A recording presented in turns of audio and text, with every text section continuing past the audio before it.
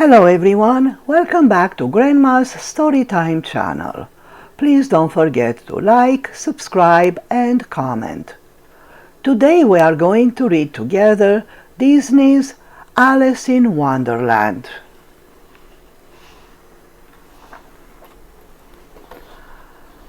Alice was perched on a tree branch as her older sister read her lessons aloud. All of a sudden, Alice spotted a rabbit. He was all dressed up and was running at full speed.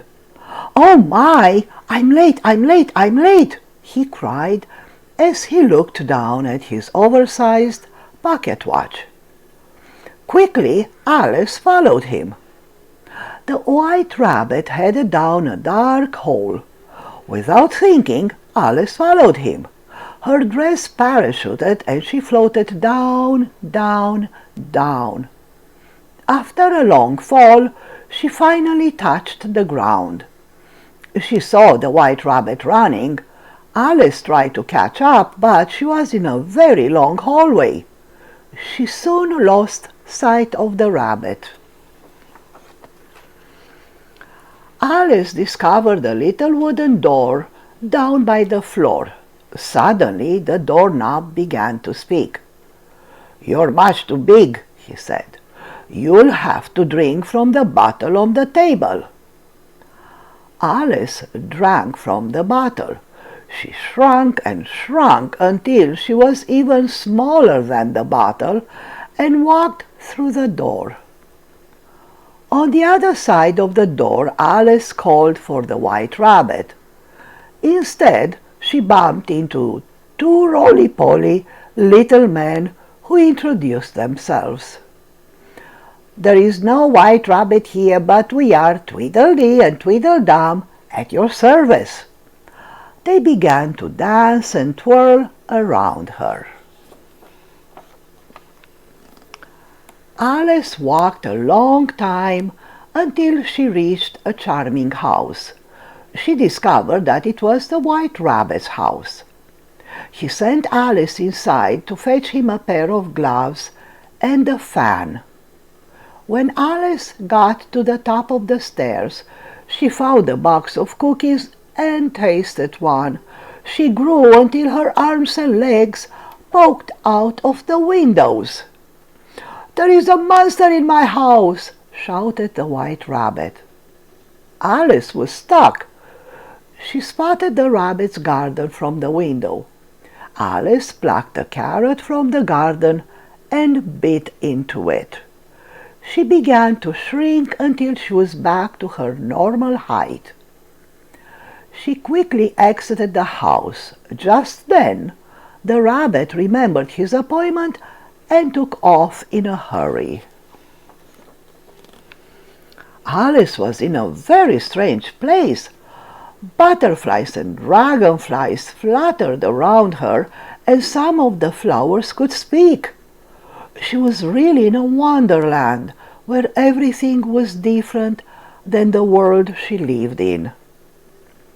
"I wonder if I'll ever get home," she sighed as she continued on her way. Then Alice noted smoke swirling above the tall grass.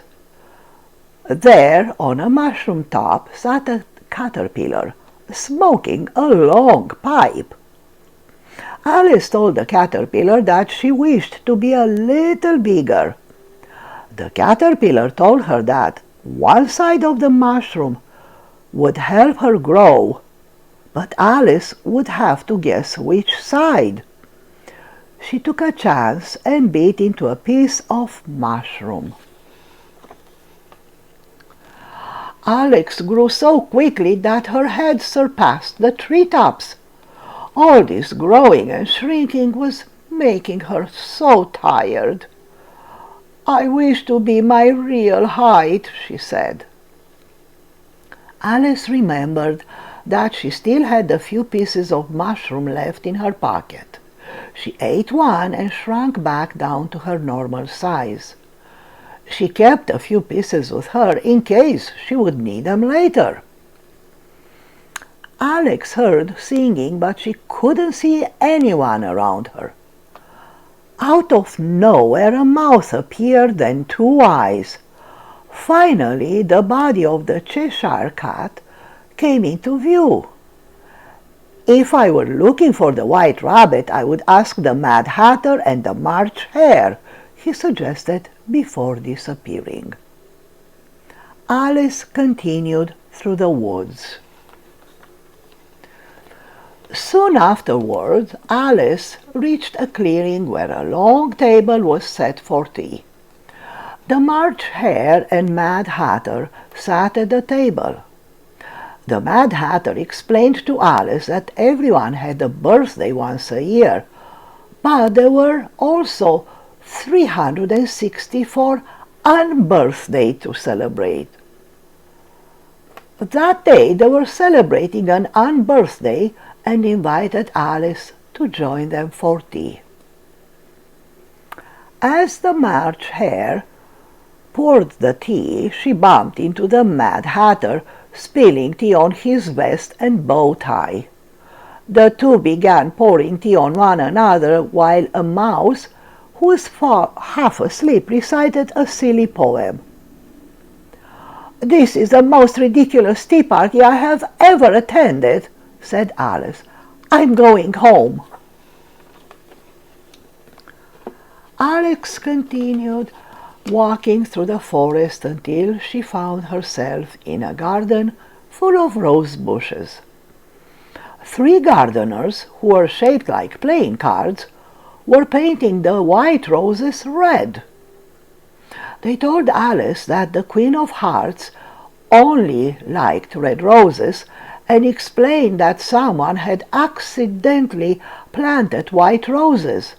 Now they were painting them red to avoid angering the Queen. At that moment, a long row of card-shaped soldiers filed out before the Queen. Everyone stopped to watch the procession, including Alex and the White Rabbit, who was the Queen's trumpeter. Everyone seemed to fear the Queen, even the King. The Queen suddenly stopped in her tracks. "Who painted my roses red?" she cried furiously. "Someone will lose their head."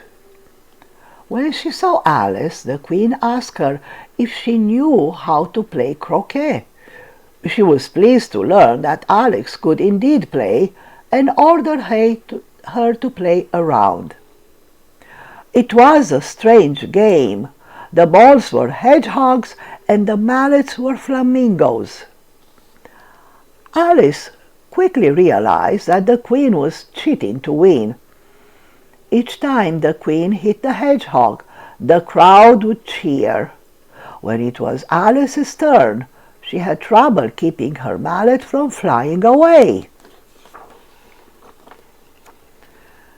Meanwhile, the Cheshire Cat reappeared. He tied the hem of the Queen's dress to the flamingo's beak and vanished. As the Queen played the winning shot, she fell headfirst on the ground. Everyone laughed, even the King. Red with fury, the Queen blamed Alice and ordered that she stand trial.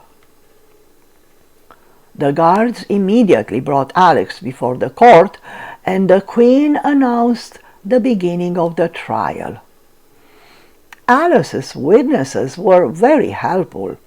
The March Hare and Mad Hatter entertained the court with their silly songs. Alice knew that if she wanted to escape, she would have to do it herself. Just then she remembered the piece of mushroom in her pocket.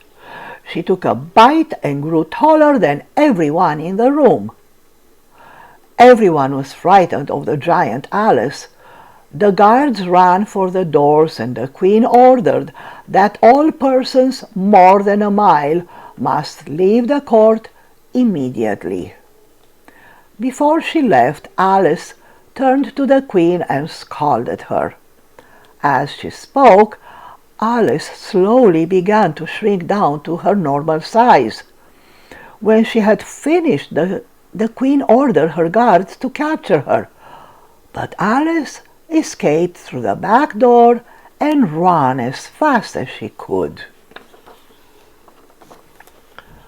When Alice thought that she was safe at last, she realized that she was caught in a labyrinth.